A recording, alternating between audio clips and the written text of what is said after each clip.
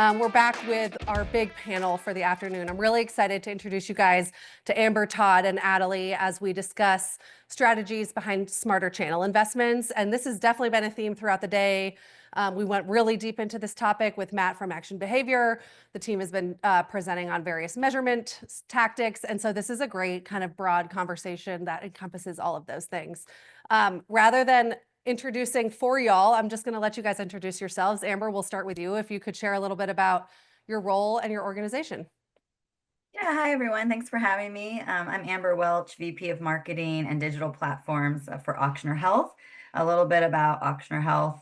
We are based out of New Orleans, Greater New Orleans, Louisiana. We cover a range of hospitals, clinics, and services throughout the entire state of Louisiana with about 50 hospitals, 40,000 employees, and going into southern Mississippi and the panhandle of Florida. So we cover a full range of services for a system, and I'm excited to be here and kind of talk about our marketing strategies and what we're doing, to balance between the demand and brand metrics. Yeah, awesome. Todd, you're next on my screen. I'll have you introduce yourself. Great. Hello. So I am Todd Richards. I'm Senior Director of Digital Marketing at Keck Medicine of USC. We are an academic medical system, health system in and around the LA area. We have not quite as many hospitals. We have 4 hospitals and about 120 ambulatory clinics around the area. And yeah, looking forward to the conversation. Awesome. And Adelie, rounding out the group. Hi, everyone. I'm Adelie. I'm the Senior Director of Marketing at Elite DNA Behavioral Health. We are a Florida-based therapy and psychiatry company. So we offer both services in-house across the state.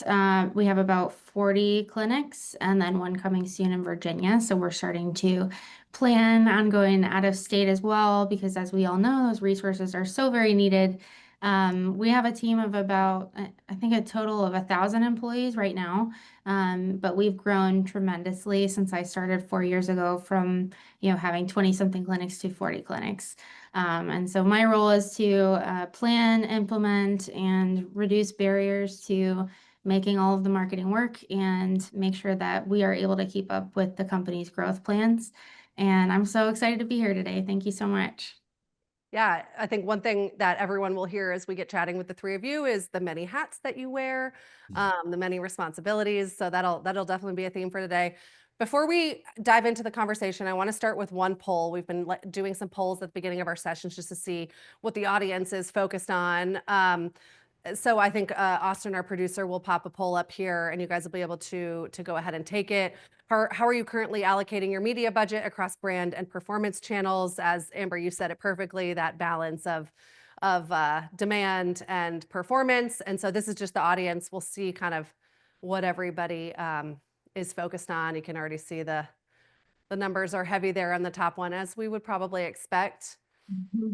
And that was a theme from our CMO panel this morning as well, this concept of performance and the dollars in, dollars out of the lower funnel machine, measurable ROI, and kind of, I think sometimes the forgetting of or the ease of setting aside the brand investments that aren't as linear to measure. And so it seems like the audience agrees, with the theme of the day. And we're certainly going to talk about that today because you guys are all facing various degrees of scaling beyond just the bottom funnel. So awesome. Glad to see that this topic is relevant. It's like we picked it for a reason. So, all right. So I'm going to start then. We'll take that down. Thanks everybody for participating.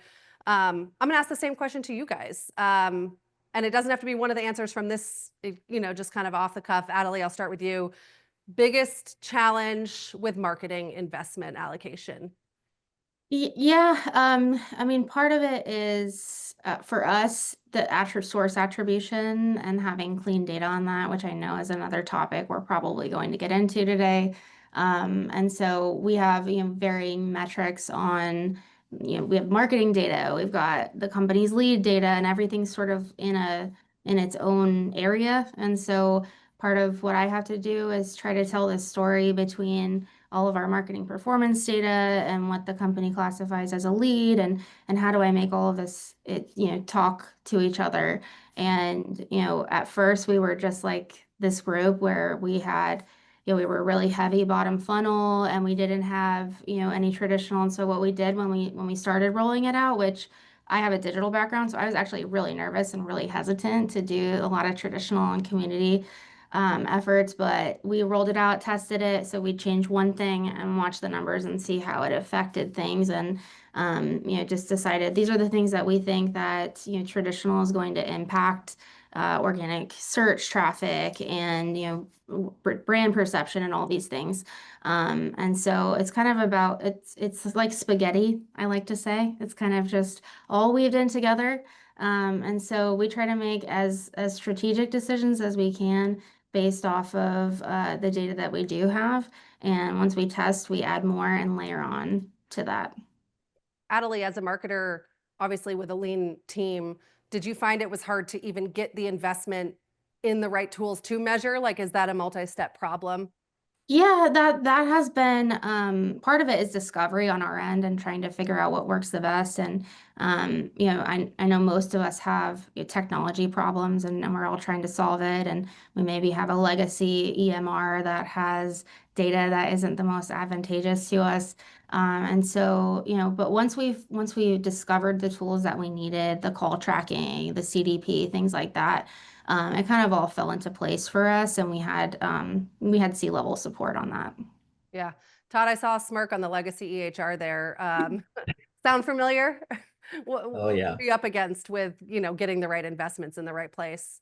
I think the interesting challenge is that mix of what can we do that's homegrown versus what can we go out and buy, which, with our product team, I'm sure that's like a daily conversation, but it's true within our world as well. So there's not, at least not that we've seen, something that's readily available that will integrate with our legacy EMR, some of our legacy systems, also with some of the newer tools that we're trying to use in terms of, being more sophisticated with our marketing and making those connections. So a lot of what we've done to make those connections has actually been homegrown.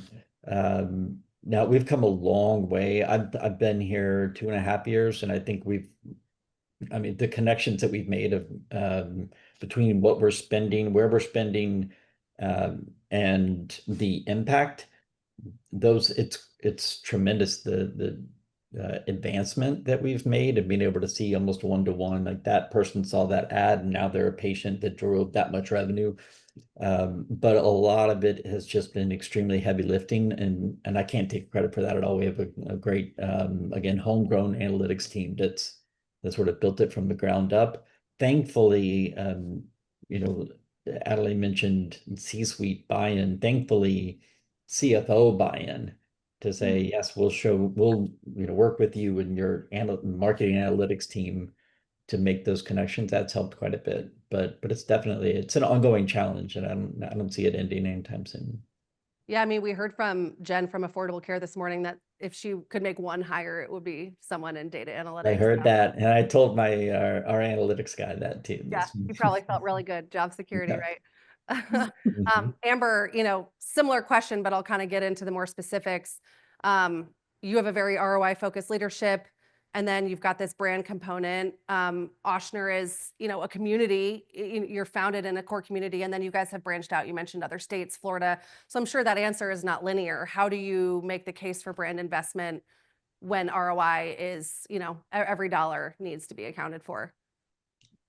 Well, so I think there has to be a balance. And so we use market research data and brand perception data, which we are fortunate enough. We have a budget where we, can have a partnership with NRC, kind of an ongoing. So we have that database and tool that we can use. And we also have a local partner here that we love, we've worked with for years, that can do some of that research for us to look at, are we making an impact with some of these brand investments? Because you do need the awareness no matter what, but how do you know if it's working? So we're looking at brand affinity, awareness, so unaided and aided awareness. Do they know us? And then going into Do they like us? Would they choose us? How do we rank among our competitors? And that's really what the brand data and that market research data can do for you. So I really think it's truly valuable to get ahead of the campaign to know, are we even investing in the right campaign? Because we know traditional media, TV, radio, billboard, print, that is more expensive and can be a lot more expensive than digital. I also come from a digital background, so that is, demand metrics, performance ROI, you can measure any day of the week with CRM, email campaigns, paid search, and et cetera. But how do you measure a billboard? Really, you have to kind of gauge, when did we start running this campaign, and did our brand perception change throughout a period of time while we were running it? And that's what we use our market research partners to do. And we've been able to definitely prove impact to our C-suite using that data. And Amber, I think when we all meet before these things and get to know each other and have a little pre-conversation, you mentioned a community leadership campaign example that can you give us a little bit of detail, like putting this into practice? Sure. So in 2024, we were given direction really by our board and our C-suite that we were doing all these great things in the community, free health screenings, health events, sponsorships, really very involved in the communities throughout the state, but we weren't really messaging it. We weren't really talking about it. And so we did a little bit of research ahead and showed that when we asked, the people in the communities, who do you think about as a community partner, there really was no preference. So we didn't really have a lot of competition, but we were not coming up either. So in early 2024, we started a community leadership campaign. It was a multi-channel campaign that had, digital, print, billboard, social, even a TV spot. And within a quarter, we did some research after about 3 months, and it showed that the perception of auctioneer as community partner went up 50% in just a quarter, and like 100+%. I think the number is actually 114% within a year. And then we also became the health provider of choice and the preference, or who they think of as a community leader among all of our peers, specifically in the New Orleans market. So just by messaging it and putting it out there with those brand tactics, which I've said can be costly, we did show that the whole entire kind of community perception changed. Yeah, and the organization is doing the hard part. You're already in the community doing the actual work, so you just need to amplify that message. Right. Like, not be cheap, but it was so worth it as an add-on to the really hard work that was happening. And we've been doing that work for years already. We just weren't talking about it, you know? Yeah, absolutely. Todd, you've got a similar scenario where you've got multiple service lines, each of which has a very different audience. So you've almost got all these sub-markets that need to be treated a certain way and spoken to in a certain way. That makes the balance of brand and performance even trickier, those layers, because you've got all these individual cohorts. How are you navigating that? Yeah, you're right. And it's hard. But, I mean, the first thing is we just can't Everybody use. feel like you've at least we're in it together, right? Yeah. Hard. Yeah, and I think the key is it's just you can't use a one size fits all approach. I mean, I would love to say we have a playbook that we can just deploy across every service line. It's the same, and we spend this much on brand and this much on, or on all the different channels all the way down, and it just can't work that way. Sometimes we have found, we talk about the different service lines. Some of our more complex service lines, cancer and heart and things like that. You have to think about where the patient is in the process and how much research they're doing, how much of what they're doing is self-referred at all versus being referred from a physician.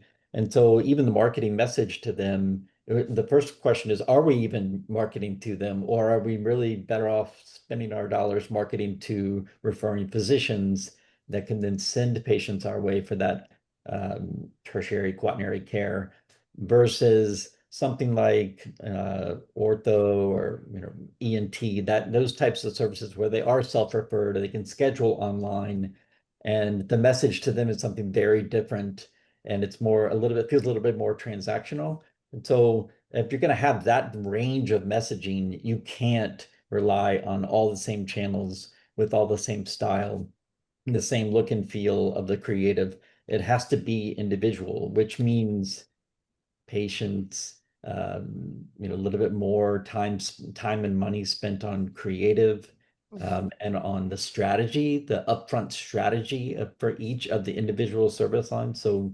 that plays a critical role in the way that we approach this. We have a marketing strategy team that is essentially focused. They each of them owns their set of service lines, so they become experts in those specific service lines and the audiences that they're trying to reach, which I think has made a huge difference as well. And then again, it's treating every campaign as though it's in isolation. And then we have this overarching brand campaign that has to support essentially all of it, to say we are trusted and experts across the whole range. No, like trust that Amber spoke about has to Yeah. exist at the macro level. That's Yeah. right. That's Yeah, right. absolutely. And Adelie, you know, your situation is a little bit different in that you guys offer mental health services, behavioral health services. So you're a little bit more singular, although we know that there's, you know, a lot of different services within mental health. And you have a single brand, but you're branching into new states. So you've just got a different kind of complexity. And I think the landscape in behavioral health years ago, you know, in COVID was like, open your door and they will come. And now the competitive landscape is just so different. You've got the online competitors, the digital health platforms, the self-service. Your brand storytelling has had to evolve. How have you guys evolved that? What's the role of creative in that for you? Yeah, it's so interesting too to hear Todd and Amber talk about all the different service lines that they have. And it's kind of the same story for us in terms of, you know, adapting the creative and the messaging to the communities and things like that. And so we use, you know, demographic research and personas to make sure that people can see themselves in our creative. And so that's really our objective, is to inspire people and make them feel, you know, safe and develop that trust as a brand that, you know, our mental health is in your DNA. And that's really our commitment to you by being in your community. And so like really the goal is, because representation matters, you know, it matters in our creative and it matters, you know, from a provider. That's, you know, you want somebody that understands your background or your unique cultural experiences and things like that. And so for us, that was, you know, pulling that through into our creative. I would say the first, you know, the second year maybe was when we started to kind of start evolving into that. So 3 years ago now, but and really it's just, you know, we want people to see the creative and know that there is light at the end of the tunnel. You know, there are moments that you may feel that you're missing because you don't feel well, but we can help you kind of get back to yourself, really.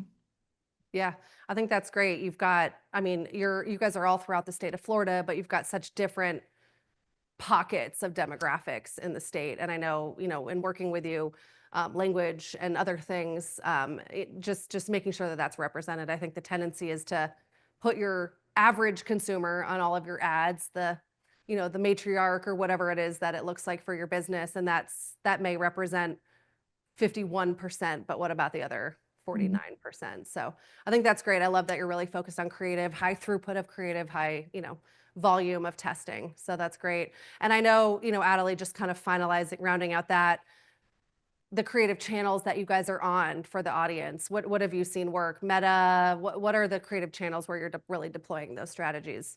Meta is a big one. You know, Cardinal makes sure we do all the formats, all the things that, you know, all the You gotta do it performance. right. Yes, you got to do all the different sizes and, you know, videos and things like that. And so, and then we tailor that by community as well. So, you know, if we know we have a high population of X, then we make sure that it's representative in our creative. And, you know, we've seen even just top of funnel meta create conversions later down the line, and that's been really interesting and exciting to see, because you know we're here talking about how do you stop making gut decisions. You know, and putting that out there. But you know, once we were able to like have visibility into those conversions, we could see that Meta was very successful. So we're looking forward to continuing that. Yeah. And we just got a question in the audience, which I think is really relevant to the conversation, and it leads into where I was going to go asking you a question, Amber. with having these different plans, whether it's by service line for you guys, you've got your core established market where you guys were founded and where you're known and where that brand is really strong. And then you've got these kind of newer markets that you're entering, regionalized campaigns. How does the mix differ? How differently might it look in the panhandle of Florida where you're just entering versus that in your home base? So I'll take Florida out because that's a Okay. whole its Got own it. animal. But that's actually we have some 65 plus clinics, and those are the ones that are specifically going like into the Yeah. panhandle of Florida, North Carolina. But that aside, so for our majority of our service lines, so we have kind of a handful of center of excellence service lines, your specialty care, orthopedics, neurosciences, cancer, pediatrics. We do, and then within each region, we do try to have a pretty healthy, consistent media mix across, any given region. So we're not gonna, well, we might have a little heavier brand in New Orleans at a given time. We'll pulse mass media on and off depending on, the goals, the strategy. Like Todd said, you have to know, like, why are we running this campaign? Are we trying to acquire more patients for XYZ service line specifically in this market because there's market opportunity? So that's where we would probably put more investment behind a mass media campaign in Baton Rouge versus, say Shreveport at a given time. But I think going back to what Adelie said, it's important that we're regionalizing all of the creative and making it relatable in any given market. So we do use real people, real care teams, real physicians, real patients in all of our creative. And so let's say that we start with a mass media campaign about Auctioneer as a brand, and it starts in New Orleans, and then we're going to regionalize it. We need to go into the Baton Rouge market or into the Lafayette market, which are very different than New Orleans, and capture, photography, video, et cetera, of those patients in their setting to make it relatable. Because if we're showing a New Orleans lifestyle campaign in Shreveport, that's not going to resonate. So I know it takes time. And like Todd said, it takes patience. It maybe takes a little bit more time and investment, but that's really where we're seeing the payoff, where the mass media connects with each audience. Because they can relate to it, right? If you see someone that looks like your neighbor, maybe even is your neighbor, you're going to relate to that and you're going to build more trust with the brand. Yeah. Speaking of brand trust, I think that's a great segue. Todd, you guys have a very different competitive landscape than maybe, Amber has in her home market. Yeah. Talk a little bit about how you guys are using brand to combat that or to find your niche within the area. Yeah, you're right. So in Southern California, Los Angeles in particular, first of all, LA County is one of, if not the most diverse county in the nation, and not just ethnically diverse, economically diverse, and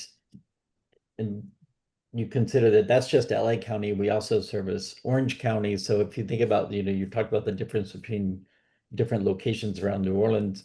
Orange County, if you know LA at all, Orange County is completely different, and the market there is completely different than, say, downtown LA or Arcadia, where we have a community hospital and several clinics, and the population is largely Chinese.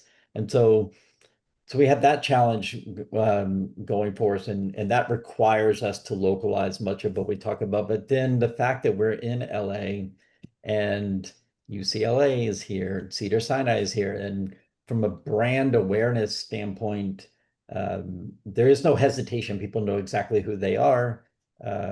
Keck, I sometimes joke, what the heck is Keck? That sentiment is there for a reason, because that's a real challenge for us, is getting our name out there. People know USC, they know the university, they don't always know the health system side of USC. And so we've got two of the strongest competitors in the nation that happen to be right in our market. We have this incredibly diverse population, and then the varying degrees of different service lines and what they need. So it all just, again, leads back to bespoke campaigns.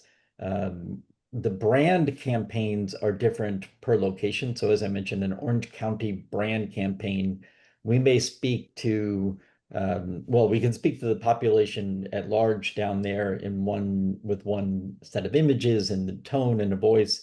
But the campaign for brand in Arcadia, multi-language for sure, and a different kind of tone. It's more of a community feel, local. We're right here with you, as opposed to something as broad as, again, Orange County and suburbia and that kind of thing. So we have to use different language, different tone, different approach in that regard. It's a little bit like situational leadership. When you think about, all the different people on a team that you're managing, it's the same idea of all these different audiences and speaking to them in their voice.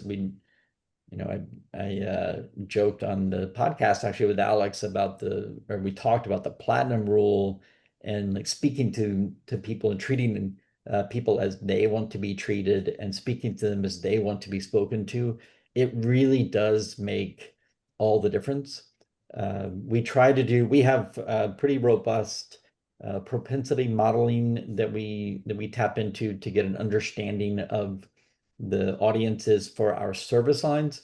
But then when you add that geographic and demographic filter on top of it, it makes it that much more complex. So we change things like imagery and messaging in our email campaigns based on where those campaigns are, where the people live that are receiving those emails, the gender, etc. We change the messaging around our creative, the look and feel of our creative, the imagery that we use, etc. Again, based on location, based on the service line, all of it. So it all becomes very, very custom and audience driven. And so, yeah, again, I keep coming back to it, but it really does require patience and an understanding that if we don't treat these things differently and separately, then we'll probably get to some baseline level, but we'll never reach beyond that point to really succeed. Yeah. Yeah, absolutely. And I think, you started to head that direction, Todd, in mentioning propensity modeling. I can see the questions popping up about measurement. And so I definitely want to spend some time talking about measurement with you guys. Adelie, before we make that leap, I kind of had one more question that I think is relevant to the group. We haven't talked yet. Well, we did a little bit on service line, but how are the clinical and operations teams affecting or weighing in on the investment decisions that you guys are making? Because I think that's something we know all marketers are facing, and some marketers and their orgs maybe oversee operations and some of the clinical and some of the marketing, or some of the sales and the marketing. So everybody wears different hats. So Adelie, how do you intake that information but not necessarily allow it to drive your every move? So I kind of treat my operational partners like they're my clients, and we have meetings about how their revenue is going, are we on track? What new hires, what growth plans do we have? So all of these things kind of accumulate into a story that I pull together. And so it's a lot of anecdotal data from each regional that, they'll oversee a region, like a collection of clinics.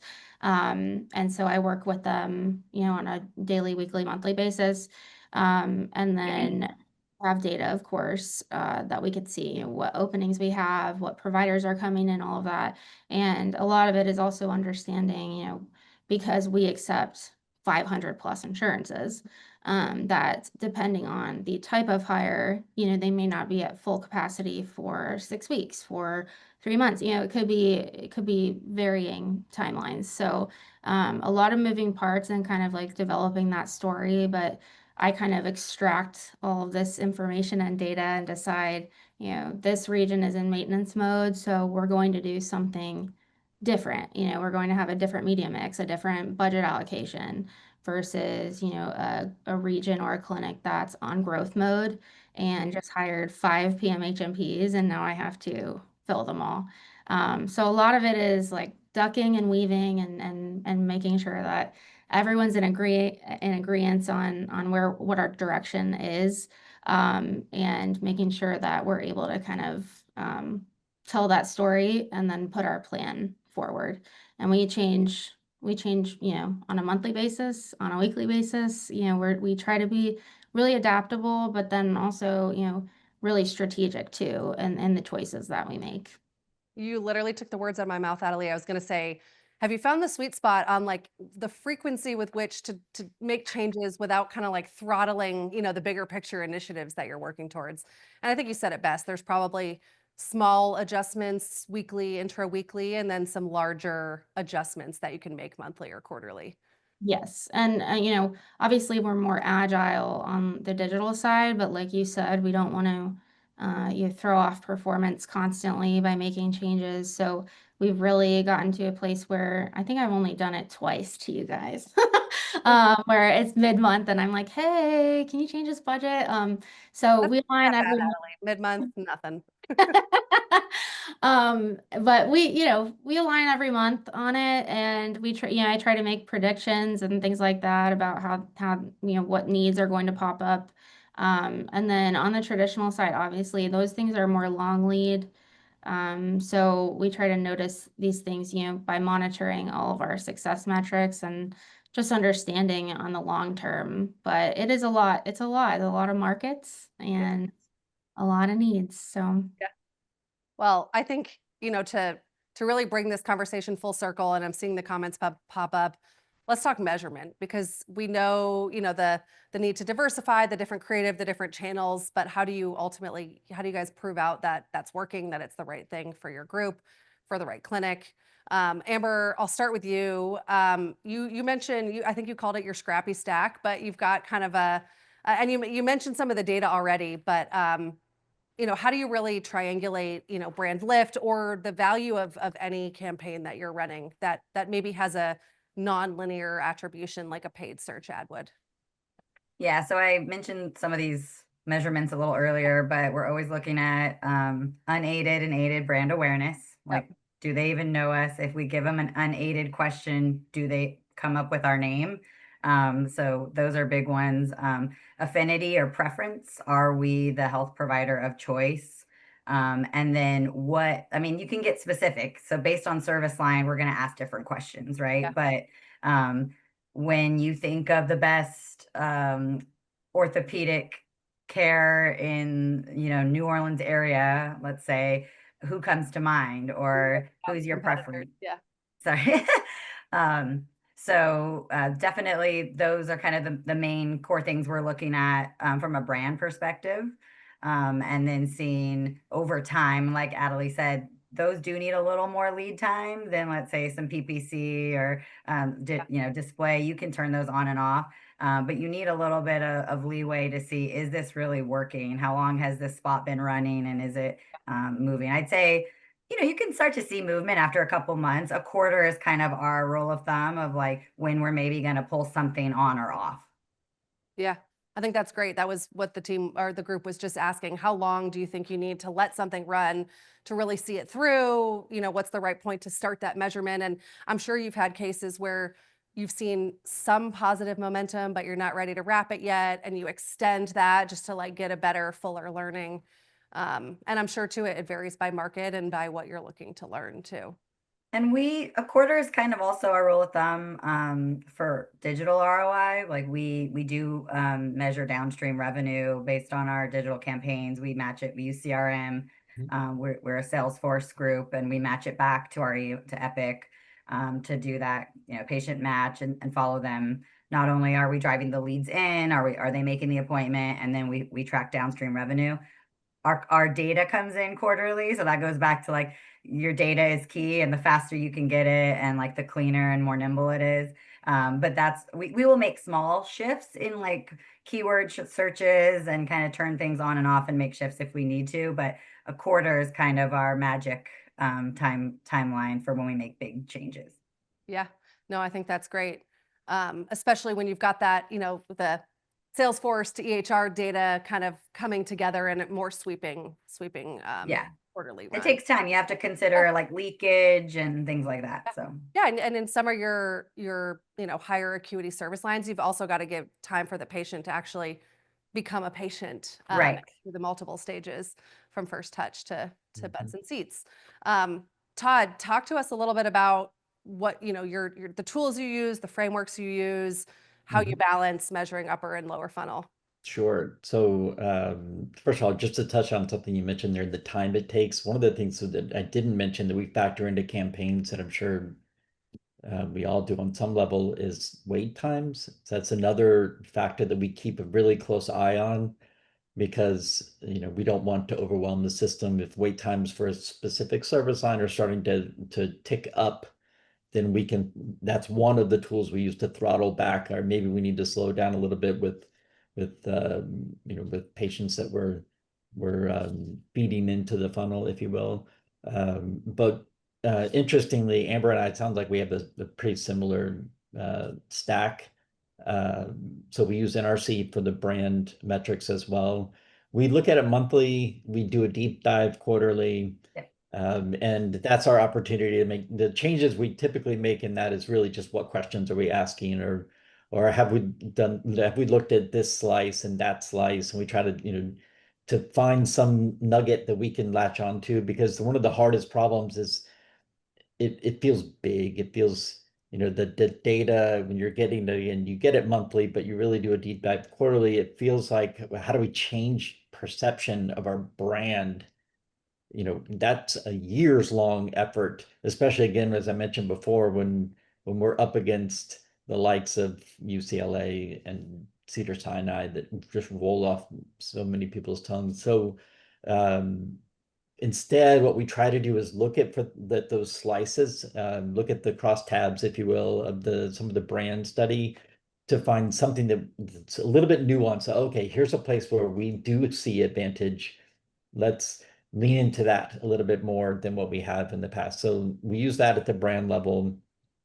It might inform service line. We ask those same types of questions for cancer care. Who do you think about? Well, we also have City of Hope in the LA area, which is only focused on cancer care. So we look for, again, those slices where we might have an advantage here and there, and then we can play those up. And then at the service line level, one of the things we haven't talked about, I saw a question in the chat about HIPAA compliant. I'm also responsible for our website, and HIPAA compliant and website measurement have become, those are oxymoron to some extent. And so we do have a tool. Obviously, we're not using Google Analytics. We use Site Improve to track the performance of our website. Smaller, also scrappy, I would say, but that's actually been beneficial to us. So we're able to work with them to say that we need a better view of this metric or that metric, and they've been pretty flexible about sort of adapting with us, which I think has been helpful. And again, making those connections. We try to measure, at the lowest level with search, we're looking at cost per lead, certainly.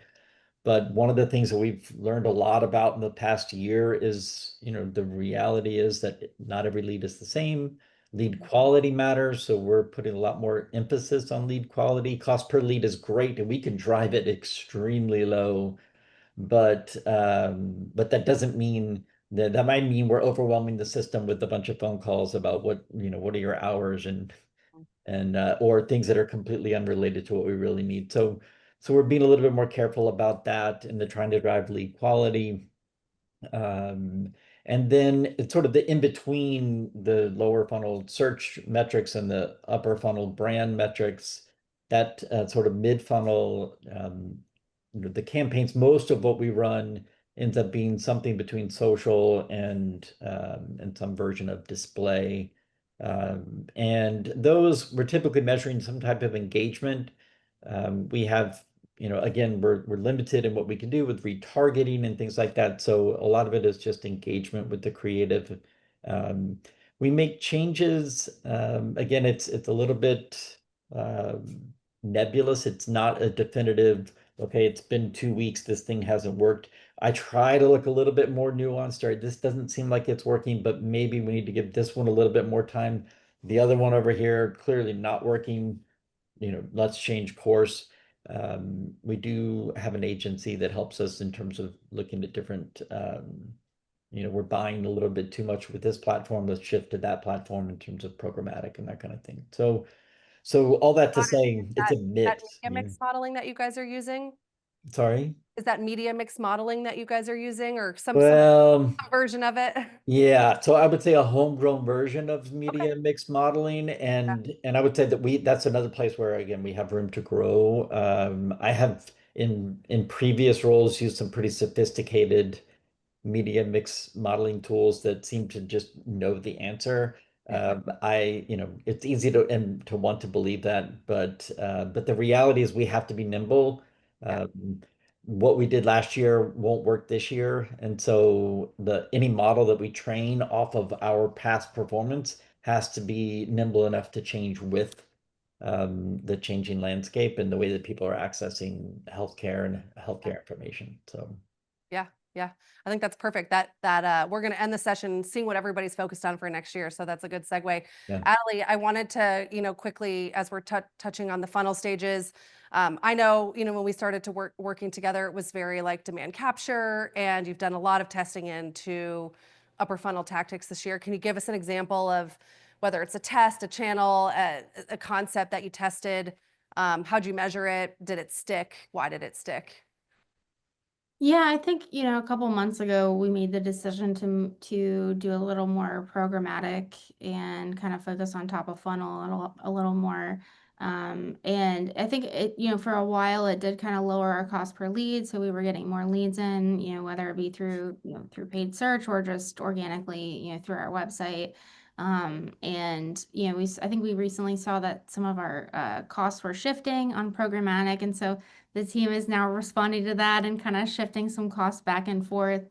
But that in general, I noticed definitely we had a higher volume of leads just from kind of doing more top of funnel. We also do the online video ads, which are really, really impactful. I think just video content in general is people really gravitate, and it kind of sticks in their mind.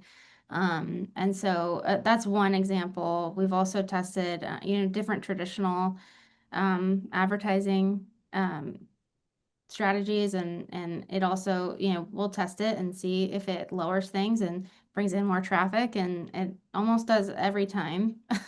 Like every time we test out, billboards and radio and things like that, we're able to track specifically if they're using that vanity URL and things like that. So we're able to kind of get just like a little snippet, knowing that, most people are not going to remember elitednalakeland.com Yeah. and type it in.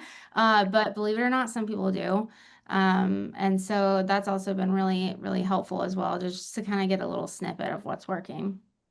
I like the layered approach. There's always can I track any direct attribution, but I'm also looking at the broader system to see if I'm capturing improvements in other areas. I think that's a great way to approach it. As we wrap up our last 2 minutes here, one of the things I told you all I was going to ask, and everyone's been asking today, I'm curious how each of you, as you think about expanding your channels or getting more for your dollars or whatever your initiatives are next year, how is AI affecting that? How are you guys thinking about AI and the future of your team? And Amber, I'll start with you. That's a big loaded question, Loaded but question. So however you want to answer it. so Yeah. it's a couple of ways. So we're having to think differently, right? So like I said, I have a digital content background or a digital marketing background. And where it used to be all SEO, now everything's for AI overviews and Gemini, and how are we coming up that way? So we have a whole strategy around that now. And luckily, all of kind of our partners they're on board, and they're moving forward with it as well. So we've used BrightEdge as our SEO tool for years, and they really have a lot of new features now to help us stay on top of are we coming up in AI? We're also looking at ChatGPT and how we're coming up, in large language models, and staying on top of it, and then adjusting the content, the metadata, how we're putting things on the back end. So that's one big way. But the other way is leveraging AI tools to make work more efficient and easier. Easier, I guess, is a quote. But to help even though Auctioner is our team is big, Auctioner is also a very big health system. So we support a All very relative. vast group, right? And so our marketing team is still pretty lean compared to like what we have to manage. So we use Jasper AI, so plug for Jasper. If anybody knows it, we've really been enjoying it. It's been a full year now. We've been on, it's going on 2 years. And we use it for content creation. So as many of you on the call are probably writers, the hardest thing is kind of getting that draft on paper, and then to create a multi-channel approach. So maybe you start with an ad message or even like a blog, and then you can ask Jasper to make this into a social post, and then get more granular, make it for Facebook, make it to a LinkedIn audience for physicians. And so it's helping us craft all those messages. It's also ensuring brand integrity. So we're able to upload our brand guidelines into it, our voice, our tone, our style, and make sure that our messaging is consistent across all the different channels, from print ads, to digital content, to web pages, social media, et cetera. So really leaning into the AI tools that are available. We just had a interdepartment session on it this morning, like tips and tricks. And so if you're not using it yet, you need to be, because it is going to make your work easier, and it's going to make you more valuable in knowing how to use it. I love it. I love the plug for Jasper AI. We've been working with them for years, Amber. So yeah, it's a cool tool. Obviously, you have to have the right inputs, the right human oversight on the outputs. And I love that you're kind of using it as almost like a brand QA tool as well. So a lot of the little things that get people down or slow down the process, and you can just speed them right up. And the one thing about Jasper, just that I'll put out why we chose it, I mean, I know there's other tools that do it. We started a couple, like with ChatGPT, all of that is public. So if we're doing anything, we have to be mindful of HIPAA. We're not really putting a lot of patient information in there, but it keeps everything secure and proprietary. And so any content that we're putting in there is all private. So that's another reason why it's worth the investment. Yeah, love that. Always thinking about privacy. Adelie, I'll ask you, and then Todd will let you round us out.